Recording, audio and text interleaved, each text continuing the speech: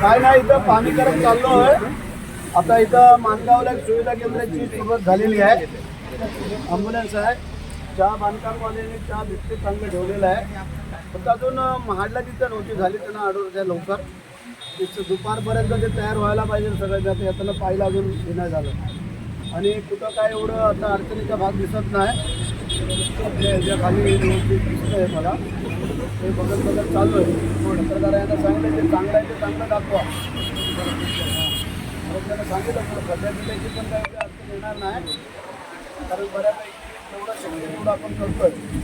आणि पुढच्या वर्षी बोललो तुम्हाला कोणाला पटेंट द्यायला लागणार नाही आणि ट्रॉफिकमध्ये पण द्यायला लागणार नाही.